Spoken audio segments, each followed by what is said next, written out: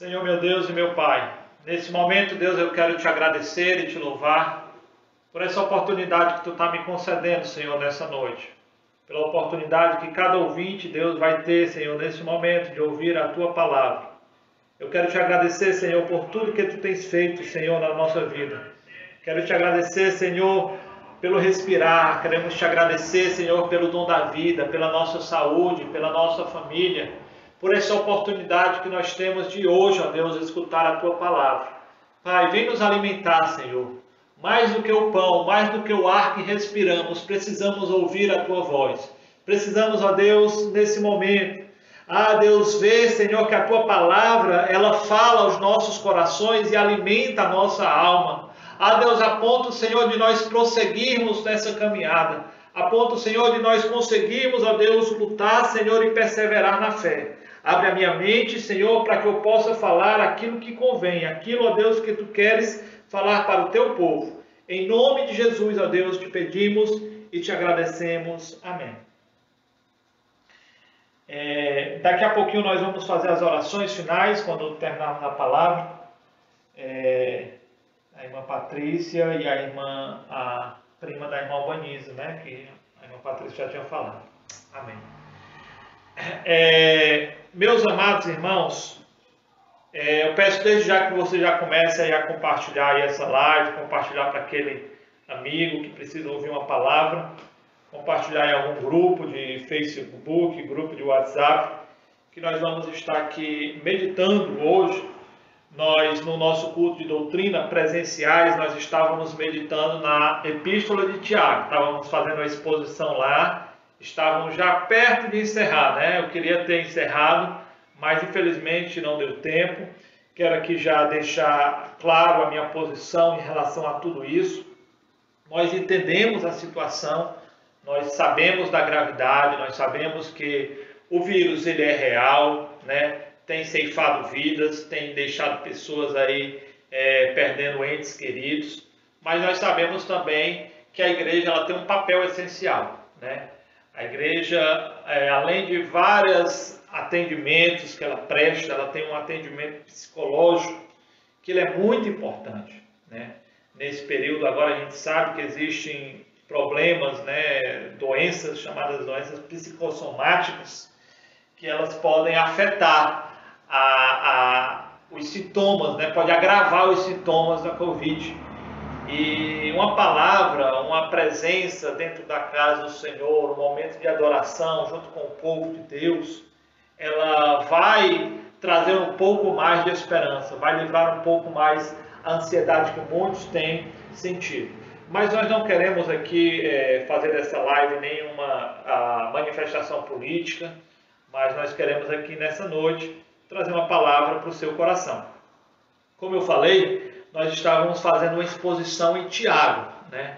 Em Tiago, quando voltarmos os cultos presenciais, iremos continuar. Mas hoje eu queria fazer aqui uma exposição em Hebreus capítulo 12.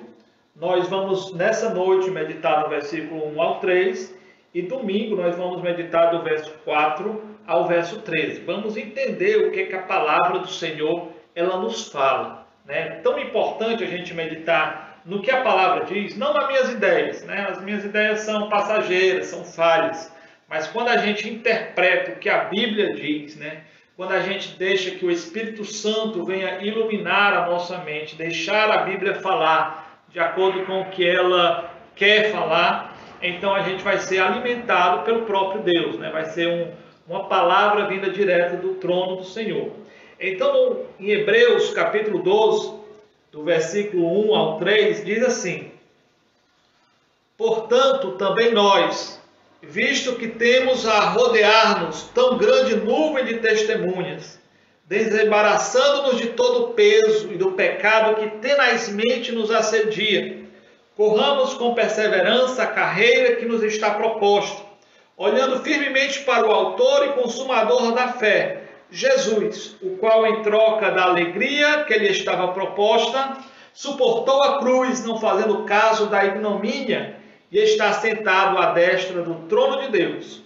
Considerai, pois, atentamente aquele que suportou tamanha oposição dos pecadores contra si mesmo, para que não vos fatigueis desmaiando em vossa alma. Amém? Graças a Deus.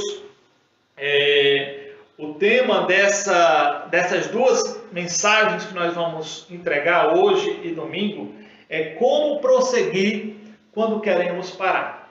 Quando eu estava meditando nesse texto, eu me lembrei de uma imagem, né, que tinha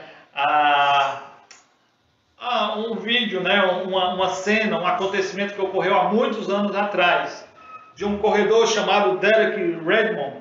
Ele é um corredor britânico que ele estava se preparando para as Olimpíadas, mas um pouco antes, na Olimpíada de Seul, né, ali em 88, ele teve um problema na sua perna e não pôde participar das Olimpíadas. Ele era uma pessoa muito cotada para ganhar as Olimpíadas, mas ele não conseguiu concorrer.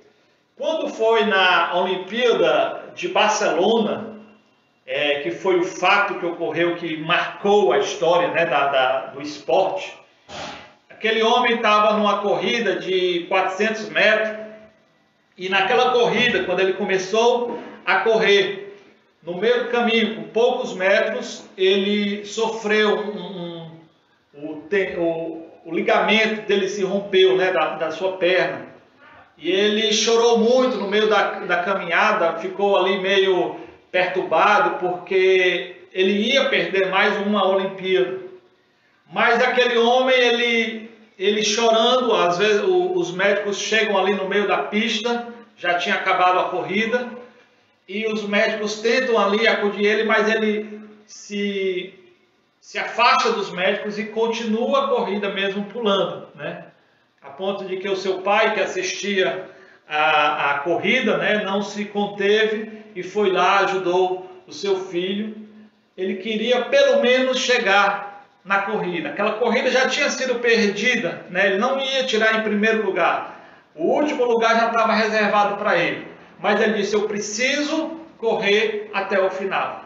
Não importa se eu vou chegar por último, não importa se eu vou chegar pulando, eu preciso terminar essa corrida. Eu não vou deixar que mais uma Olimpíada, eu não possa correr mais uma Olimpíada, eu vou chegar até o final. E por que eu estou contando essa história? Porque na nossa caminhada cristã, quando surgem esses problemas, quando surge a fraqueza no nosso corpo físico, quando surge uma dificuldade, tudo em volta nos diz para parar, tudo em volta nos diz para a gente ficar ali. Mas a gente precisa entender que nós precisamos chegar até o final da caminhada, até o final da largada. E essa palavra que nós lemos, ela não fala de uma corrida de atletismo, né, que é aquela corrida rápida de 100 metros, de 200 metros, mas fala de uma maratona, fala de uma corrida longa, fala de uma corrida que nós precisamos resistir até o final. Ele começa o texto dizendo assim, também nós, visto que temos a rodear-nos tão grande nuvem de testemunhas. É importante nós entendermos, primeiro, que Hebreus, né, ele vai tratar de um povo que provavelmente era judeu, que eles estavam sofrendo um certo tipo de perseguição. Não era uma perseguição tão severa como a perseguição de Domiciano, né, que botava ali os crentes ali nas arenas, mas já estava começando uma perseguição muito severa, tanto da parte de alguns judeus, que vocês sabem que os cristãos saíram de dentro do judaísmo, né, e muitos não aceitavam essa doutrina que estava sendo pregada dentro do judaísmo, né, que surgiu o cristianismo. E também existia a perseguição do Império Romano. No Império Romano dizia que somente o Senhor era César, né? Somente César é Senhor. E o Evangelho, o cristianismo, dizia que somente Cristo era o Senhor. Mas aqui, o autor de Hebreus, ele vem aqui consolar, vem confortar, vem dar força, vem dar ânimo, mesmo em meio a essa perseguição.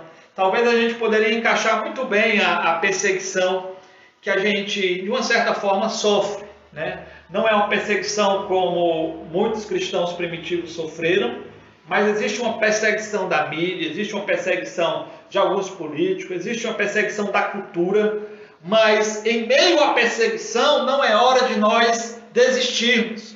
Não é hora da gente abandonar o barco, não é hora da gente achar que tudo está difícil, mas sim fazer como aquele atleta, que mesmo quando tudo estava difícil, continuar a nossa caminhada.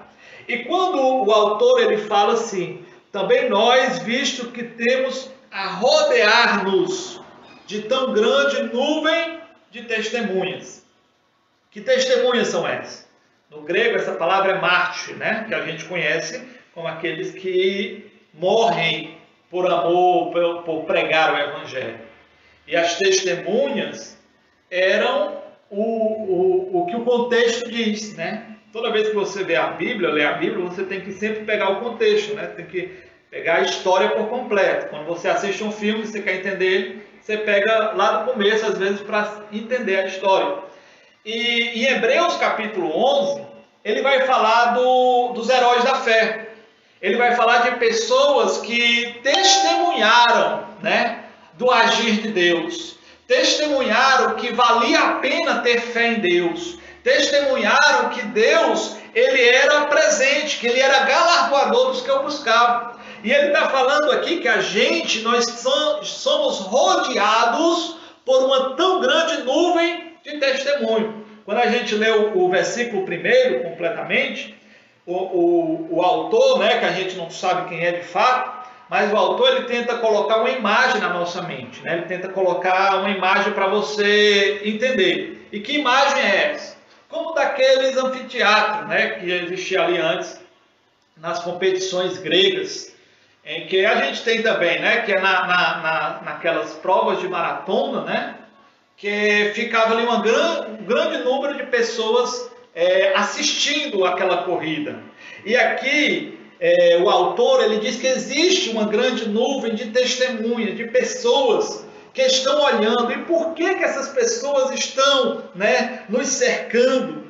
É interessante que quando a gente está no meio de um certo público, nós somos muito influenciados por eles se eles tiverem uma sincronia, né? Se eles tiverem ali algo em comum. Por exemplo, se você está num lugar, numa reunião, está todo mundo ali muito calado, né? Geralmente você não fica meio acuado para falar.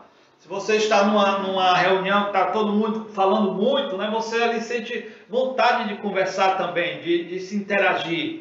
Quando você está no meio de pessoas que, por exemplo, são mundanas, que têm um comportamento ali indecente, é muito provável que você se sinta incomodado ou então você se misture com eles. E quando é o contrário, quando você está no meio de pessoas santas, que o comportamento é um comportamento genuinamente cristão, aquela pessoa que entra ali, ela tenta evitar um palavreado, tenta evitar ali um linguajar mundano, né? Tenta se encaixar com aquelas pessoas. E quando a gente olha para o contexto, para o que o autor está querendo colocar aqui, é que ele diz para a gente que existe uma influência na nossa vida. E que influência é essa? É das testemunhas, da galeria da fé. Quando a gente, por exemplo, sente que precisamos abrir mão de alguma coisa e sentimos a dificuldade, nós olhamos para Abraão, que abriu mão da sua parentela, que abriu mão do seu próprio filho. Quando a gente olha para a circunstância do mundo, em que muitas pessoas não estão nem aí para Deus, a gente olha para os heróis da fé e olha para Noé, que ele viu que estava no meio de pessoas que não temiam a Deus, mas ainda continuou perseverando. Então essa testemunha, ela nos estimula ou reprova as nossas atitudes. Ela diz para a gente que é possível ser fiel. Ela diz para a gente que não é hora de nós recuarmos, não é hora de nós agirmos como covardes, mas é hora de nós termos a nossa fé, porque aquelas pessoas que passaram pela história, que o autor descreve aqui no capítulo 11, eles eram pessoas mortais. Eles eram pessoas como nós, homens falhos, homens frágeis. Mas eles provam, eles mostram para a gente que é possível ter fé em Deus. E que aqueles que têm fé em Deus, ele vai ver o galardão, vai ver a bênção de Deus na sua vida. Na Bíblia Viva, né, uma das traduções, uma das versões que a Bíblia tem, desculpa os irmãos que às vezes não interagem muito, né, porque a gente se empolga aqui, mas que Deus abençoe a cada um que está entrando e continue compartilhando, né? Na Bíblia Viva, diz assim, ó, no versículo 1, visto que temos uma multidão tão grande de homens de fé, observando-nos da tribuna principal, afastemos de nós qualquer coisa que nos torne vagarosos ou que nos atrase, e especialmente aqueles pecados que se enroscam tão fortemente em nossos pés e nos derrubam, e corramos com perseverança a carreira especial que Deus pôs diante de nós. É interessante como o autor fala, ele diz assim, para nós nos afastar de qualquer coisa que nos torne vagaroso ou nos atrase. Você observa o maratonista, né? Ele vai usar aquela roupa ali, uma camisetazinha ali bem leve, um calção ali bem leve. Ele não vai com todo um aparato, ele não vai com uma roupa de algodão ali muito volumosa, né? Naquele tempo também a mesma coisa. Os homens usavam ali uma espécie de, talvez a gente fosse traduzir hoje para um vestido, né? Que era uma roupa longa, e não dava para eles correrem bem, tornava eles vagarosos. E hoje também os maratonistas fazem a mesma coisa, eles usam roupas específicas, né, para vencer a dificuldade, para não ficarem vagarosos. E por que o autor está falando isso? Ele vai falar para a gente que nós estamos numa caminhada. E existem coisas na nossa vida que nos tornam vagarosos nessa caminhada, que torna difícil essa caminhada. Que caminhada é essa? A caminhada cristã, a caminhada da fé. E que coisa é essa que muitas vezes nos torna vagarosos? Às vezes não é um pecado em si, né? Às vezes é o quê? Uma falta de disciplina espiritual. A pessoa não tem a disciplina de ler a Bíblia, a disciplina de orar, a disciplina de jejuar. Tudo para ele aquilo ali é incômodo, tudo para ele aquilo ali é difícil. Quando os atletas, né, você vê os atletas nessa modalidade, ele geralmente é difícil você encontrar uma pessoa gorda, né? É sempre uma pessoa magra. Por quê? Porque isso vai facilitar, né, a caminhada dele, o progresso dele. E a gente precisa também aprender a ter uma dieta espiritual. Esses atletas, eles não comem qualquer coisa, né? Ele não faz igual o pastor, vai comer uma buchada, uma feijoada, né? Que adora isso aqui. Não, eles têm uma alimentação balanceada. E existe uma alimentação balanceada para a nossa vida espiritual. Se a gente não se alimentar desse alimento, dessa dieta, a gente vai se tornar vagaroso. Porque na nossa vida espiritual, nós sempre nos alimentamos. Agora precisamos saber de quê? De que você tem se alimentado? Big Brother, né? Somente novela, somente o que a mídia está pregando?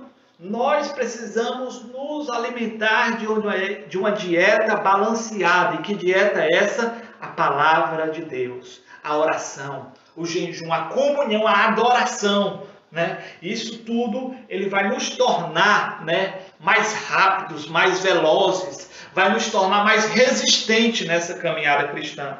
Às vezes, o que nos torna vagaroso é simplesmente um conforto na nossa vida.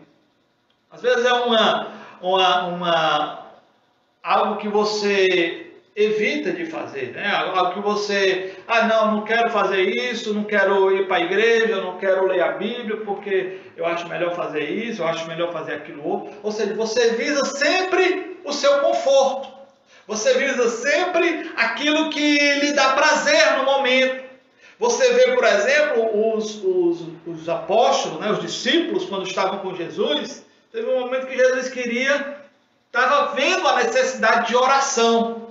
E os discípulos estavam olhando para o quê? Para o conforto, né? Para o sono. Então a gente precisa aprender o que é que tem nos tornado vagarosos. Eu não posso dizer acerca da sua vida, só Deus conhece. mas pode ser um celular, pode ser uma amizade que muitas vezes ela nos deixa mais frio espiritual. Pode ser algo que você consome pela internet que torna você mais frio espiritual.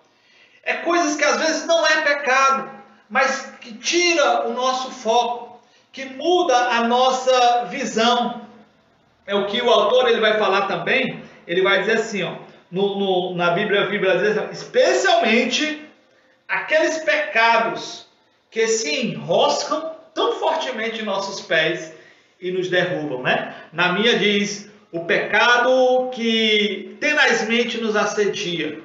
Mas eu gostei dessa tradução que a Bíblia Viva traz, porque ela mostra o pecado como algo que embaraça as pessoas, algo que envolve, algo que, de uma certa forma, quando você menos espera, você está embaraçado. Veja, por exemplo, que o pecado, ele vai mudando o nosso foco, né? Por exemplo, você observa Caim.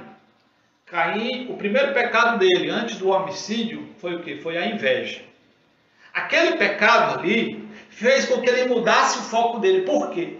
Porque antes ele adorou ao Senhor de uma maneira fraca, né? De uma maneira que não deu o seu melhor, como Abel fez. Mas quando ele viu que Deus se agradou da oferta de Abel, o que foi que ele fez? Ele sentiu inveja. Ao invés de ele dizer, eu vou adorar melhor, ao invés de ele dizer assim, eu tenho que dar o meu melhor para Deus, ele começou a sentir inveja, e ao invés de olhar para Deus, ao invés de olhar para a sua vida, ele olhou para a vida do seu irmão. Ou seja, ele perde o foco. E o pecado ele faz isso. Veja Sansão. Sansão foi escolhido como juiz. Sansão foi escolhido como um homem que iria ajudar o povo de Israel a vencer os seus inimigos. E o que ele faz? Ele se mistura com os seus inimigos. Ele deixa com que um desejo lascívio brote no seu coração e mude o seu foco. Talvez o que está precisando na sua caminhada é você olhar o que é que tem mudado o seu foco, o que é que tem tirado o seu foco de Deus. Às vezes, irmãos, a gente cria problemas, cria provações. Por quê? Porque a gente perdeu o nosso foco corretamente. Veja, por exemplo, um dos filhos de Davi, chamado Anon, que ele começou a sentir, ficou doente de amor pela sua irmã, né? Mas essa doença de amor não foi um amor realmente, né? Foi uma lascívia do seu coração, a ponto que quando ele possuiu a sua irmã, ele já esqueceu dela.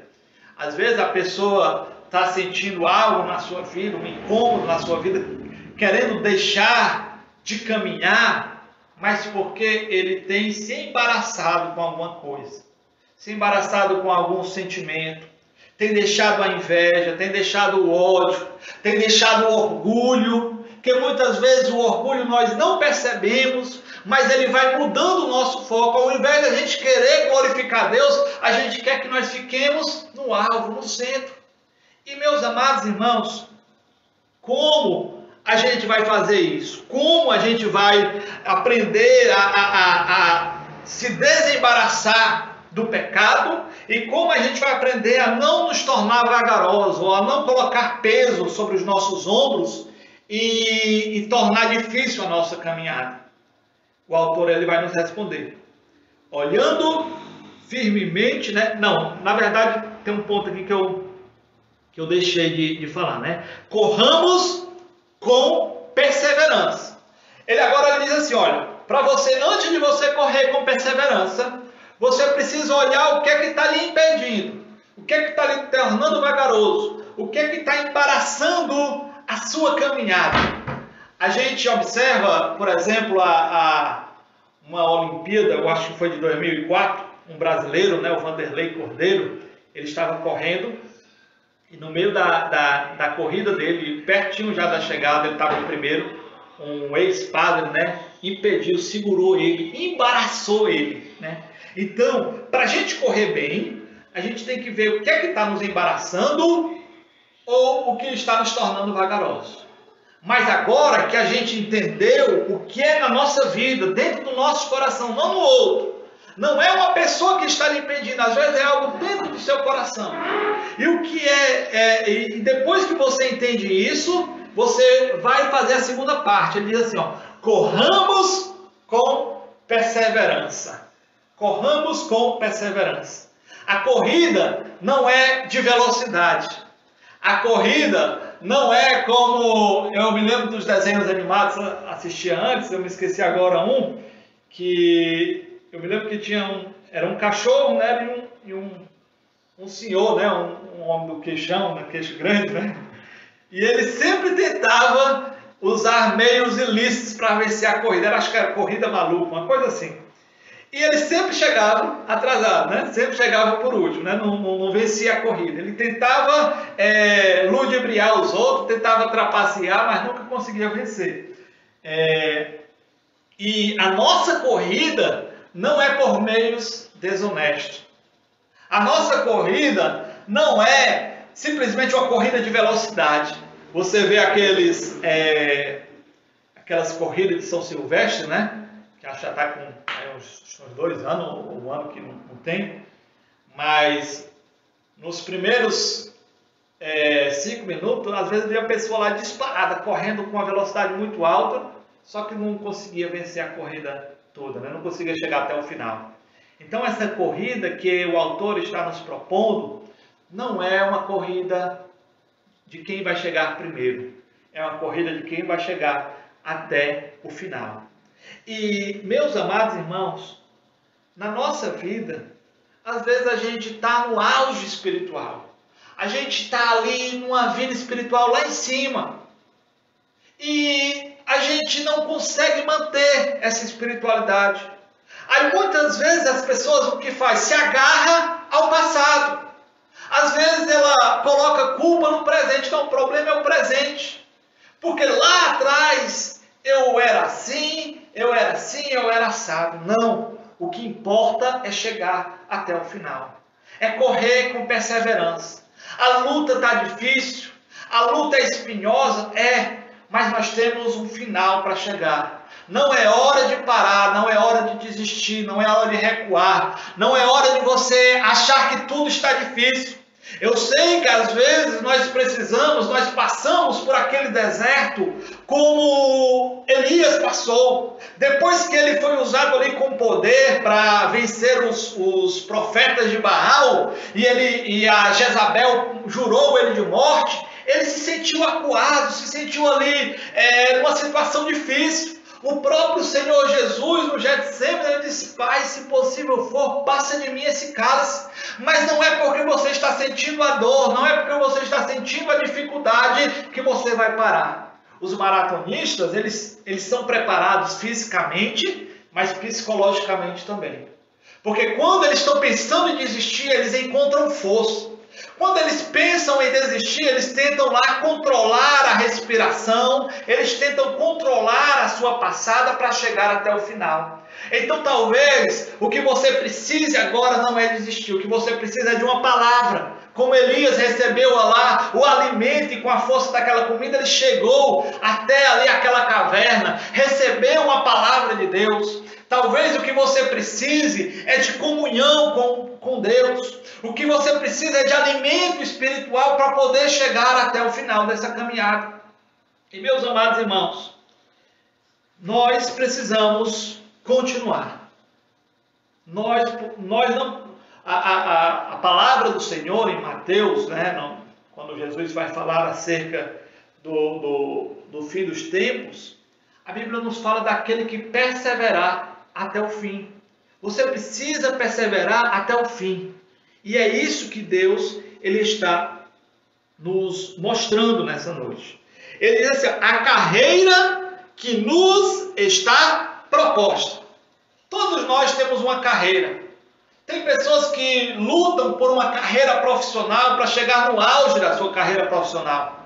Tem pessoas que lutam para que a sua família sempre se dê bem, os seus filhos estudem na melhor escola, o seu marido consiga um emprego melhor, consiga um salário melhor. Ele luta por várias carreiras, ele luta para ser independente financeiro, ele faz sonhos, faz projetos, faz uma série de coisas.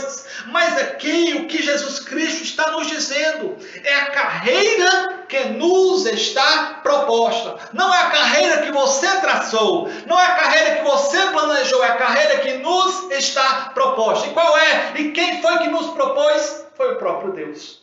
É Deus quem nos propôs essa carreira. E essa caminhada, meus amados irmãos, é em direção ao céu. E essa caminhada, ela passa por um caminho estreito. E essa caminhada é o caminho que o Filho de Deus traçou, nos mostrou, nos apontou. Ele é o caminho, porque Ele nos aponta qual caminho ou qual a situação que nós iremos enfrentar. E qual a situação que Ele enfrentou? Jesus passou pelo caminho do Calvário, pelo caminho do Gólgota. Então nós temos que entender que enquanto estivermos nessa vida, meus amados irmãos, essa vida não é perfeita. O Covid ele vem nos ensinar que as coisas não estão de uma maneira correta. Não era para existir uma doença, uma enfermidade dessa magnitude. Quando nós olhamos para isso, nós ficamos abismados, dizendo, está tudo errado, porque está errado mesmo. Mas essa carreira é a carreira que nós precisamos trilhar. É a carreira que nós temos que andar nela. É como se você tivesse que ir para um lugar e só tem aquele caminho, né? Tem algumas pessoas aqui de Itapiúna que estão me acompanhando e vão saber bem do lugar que eu estou falando. Tinha um lugar, uma congregação lá, tem uma congregação lá em Itapiúna que não tem outro caminho ali. O caminho é difícil, é a Pissarra, 25 quilômetros da cidade. É difícil, é perigosa, mas não tem. Se você quiser chegar até lá, você precisa passar por aquele caminho. E meus amados irmãos, se você quer chegar no céu, se você quer chegar no destino final, nós temos que entender que a carreira que nos está proposta é essa. A Bíblia diz que nós somos peregrinos e forasteiros na terra. Eu não gosto de, por exemplo, passar muito tempo fora de casa, né? Eu não gosto de passar 2, 3 dias, às vezes, num lugar, né? Porque eu gosto do meu lugar, eu gosto da minha casa. E, meus amados irmãos, a nossa casa não é aqui. Nós nos sentimos incomodados, muitas das vezes, porque esse não é o nosso lar. Nós fomos criados para a eternidade. Nós fomos criados para o céu. Como disse Santo Agostinho, criaste-nos para ti, e o nosso coração vive inquieto enquanto não repousa em ti, falando acerca de Deus. E no versículo 2, que era onde eu ia chegar, diz assim, eu não sei nem quanto tempo a gente já está, né? Acho que já está 36 minutos, mas vão aguentando aí. Ele diz assim, olhando firmemente para o autor e consumador da fé, Jesus, o qual em troca da alegria que lhe estava proposta, suportou a cruz, não fazendo caso da ignomínia, e está sentado à destra do trono de Deus. Então, como a gente vai caminhar, perseverando na carreira que nos está proposta? Como a gente vai nos livrar do pecado que nos embaraça, que nos assedia? Como a gente vai livrar o peso para a gente correr de uma maneira tranquila, de uma maneira suave? É olhando firmemente para Cristo. É engraçado, o meu filho mais novo, Caleb, ele ainda está se desenvolvendo, né? Então, quando ele vai correr, ele baixa a cabeça assim e começa a correr, né? Às vezes o menino olha para frente, vai bater a cabeça em algum canto, né? Quando a gente anda, né, ou de bicicleta ou a pé mesmo, a gente olha para frente. Porque se a gente olhar para o chão direto, a gente vai poder bater em alguma coisa. Se a gente olha para os outros apenas, você vai bater em alguma coisa. Você não vai chegar no caminho que você quer. Na maratona, do mesmo jeito. Você precisava ter um ponto fixo, olhar para frente, para você poder chegar até o final. E meus amados irmãos, as circunstâncias, ela vem e tenta nos tirar o nosso foco. Nós precisamos parar de olhar para as circunstâncias e olhar para Cristo. as circunstâncias, se você ficar o tempo todo olhando para os problemas, se você ficar o tempo todo olhando para aquilo que é difícil, olhando que está tudo difícil, está tudo sem jeito, você nunca vai chegar no alvo, nunca vai chegar no destino final. É interessante, tem uma piada, né, no português que diz que saiu nadando de Portugal até o Brasil, né? Aí quando ele viu de longe, né, o Brasil, né, ali a Baía de Guanabara, ele disse, vixe, está muito longe, eu vou voltar, né? Ou seja, você precisa manter o foco e saber que você vai chegar lá. Você precisa aprender a olhar não para aquilo que está ao seu redor, mas para o alvo, para o destino final. E aqui o autor, ele dá aqui algumas características de Jesus. Ele diz, olhando firmemente para o autor e consumador da nossa fé. É interessante como ele fala isso no contexto, né? Porque ele falou dos heróis da fé. Ele falou de muitas pessoas que tinham fé. E ele fala aqui de uma maneira cronológica, né? De uma maneira temporal. E alguém pode pensar que Jesus é mais um dos heróis da fé. Mas não, aqui ele está falando para nós que ele é o autor da fé. E como o autor da fé, o que é que a gente compreende disso? Quando Jesus respondeu aos saduceus, ele diz assim, examinai as escrituras, né? Porque elas testificam de mim. Quando ele foi falar com os discípulos de Emaús, ele disse, olha, as escrituras, ele estava apontando sempre para Cristo. As escrituras não apontam para você, as escrituras apontam para Cristo.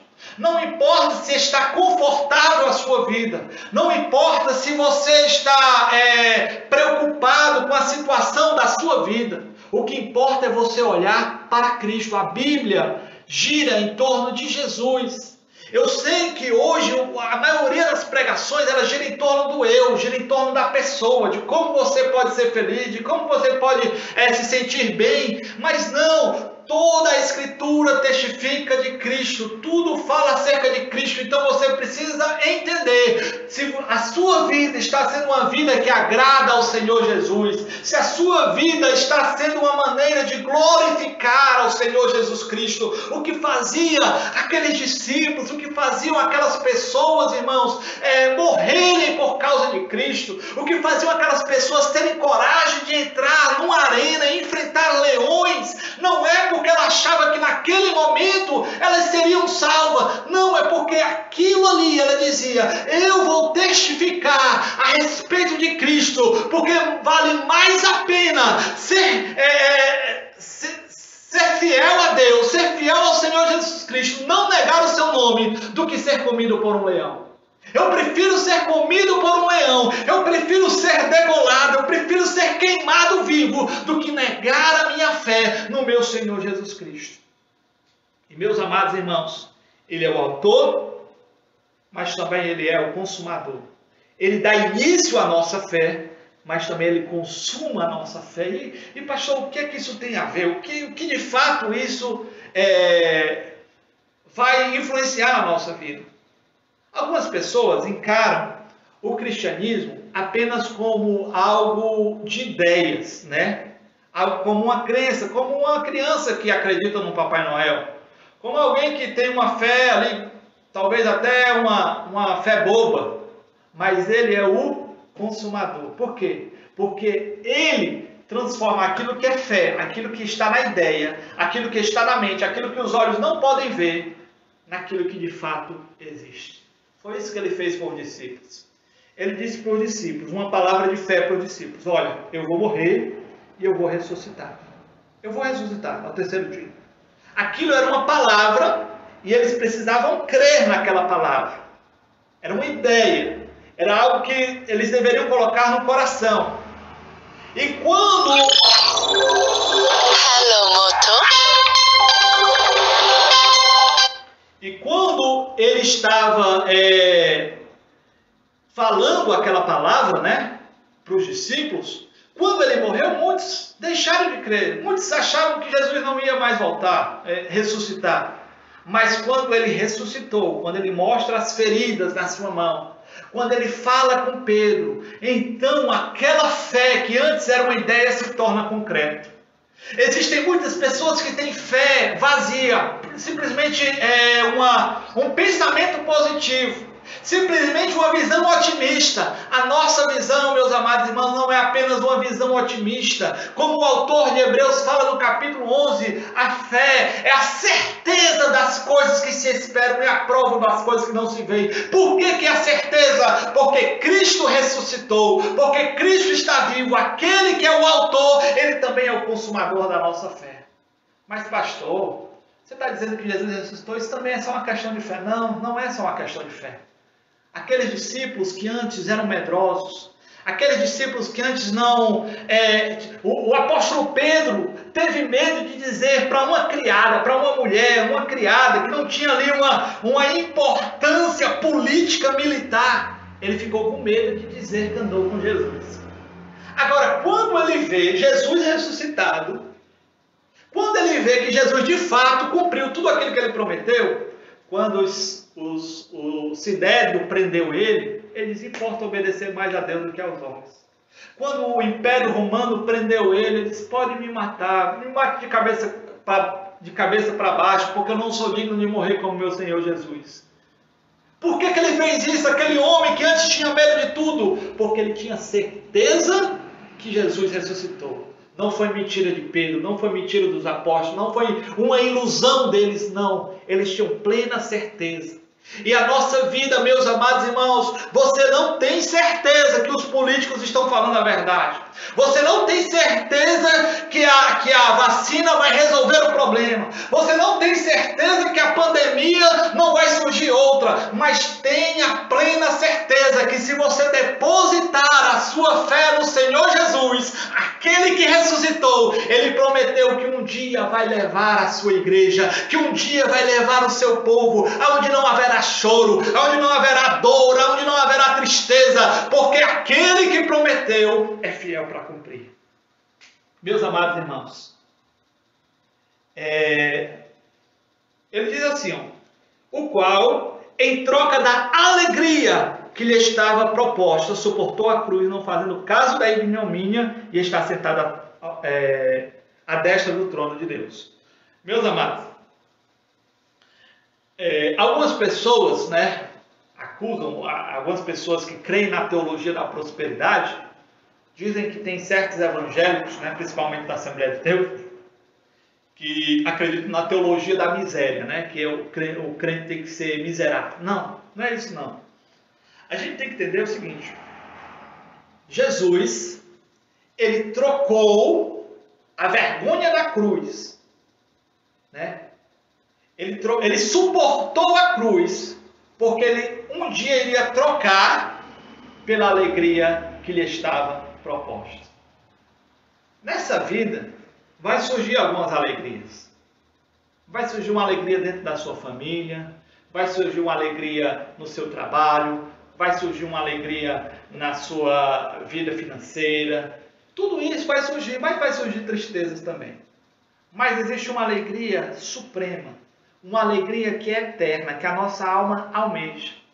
Quando a gente vê as alegrias terrenas vindo na nossa vida, e depois vem a tristeza, depois vem uma notícia ruim, a gente pensa: meu Deus, não adianta nem se alegrar com essas coisas, porque a gente se alegra com a notícia boa, mas depois vem uma notícia ruim. Porque, meus amados irmãos, a alegria que está proposta para o povo de Deus não é nessa terra. A alegria que está proposta para o povo de Deus é uma alegria eterna. É uma alegria que não vai ser nesse lugar, mas vai ser uma alegria que vai ser no céu com o Senhor Jesus Cristo. Por último, ele diz assim: considerai, pois, atentamente aquele que suportou tamanha oposição dos pecadores contra si mesmo, para que não vos fadigueis desmaiando em vossa alma. Então, quando a gente dá vontade de desistir, quando a caminhada a gente quer parar, a gente tem que olhar para uma atitude de Cristo. Nós temos que considerar atentamente aquele que suportou tamanha oposição. Jesus suportou tudo por você. Nós precisamos suportar tudo por Ele. O que Jesus suportou por nós é infinitamente maior do que nós o suportamos por Ele. Quando Ele carrega todo o peso do pecado, a ponto dele visualizar isso no Getsemane e dizer: Pai, se possível for, passa de mim esse cálice. A ponto dele chorar de agonia, a ponto dele transformar o seu suor em gotas de sangue, ele estava dizendo que aquilo era difícil, aquilo era muito pesado, a ponto dele sentir toda aquela agonia, mas ele suportou tudo isso por você, pela sua vida. Então não é hora de você desistir por causa de uma tribulação, não é hora de você desistir por causa de uma crise familiar. Eu sei que é difícil, eu sei que é espinhoso. O apóstolo Paulo, ele sentiu certa vez um espinho, uma tribulação como se fosse um espinho na carne. Ele disse: tira de mim esse espinho, Senhor, tira de mim esse espinho. Ele orou 3 vezes, mas a resposta foi: a minha graça te basta, o meu amor te basta, o meu amor é suficiente. A gente tem que entender que pode faltar tudo, mas se você tem a graça de Deus, não falta nada, porque você entende o que Cristo fez na sua vida. Meus amados irmãos, para encerrar, eu quero ler aqui esse mesmo texto, mas nas palavras de Eugene Peterson, que é na Bíblia a Mensagem. Ele fala assim: percebem o que isso significa? Todos esses pioneiros iluminando o caminho, todos esses veteranos nos encorajando, significa que o melhor a fazer é continuar. Livre dos acessórios inúteis, comecem a correr e nunca desistam. Nada de gordura espiritual extra, nada de pecados a correr parasitas. Mantenham os olhos em Jesus, que começou e terminou a corrida de que participamos. Observem como ele fez, porque ele jamais perdeu o alvo de vista, aquele fim jubiloso com Deus. Ele foi capaz de vencer tudo pelo caminho, a cruz, a vergonha, tudo mesmo. Agora está lá no lugar de honra, ao lado de Deus.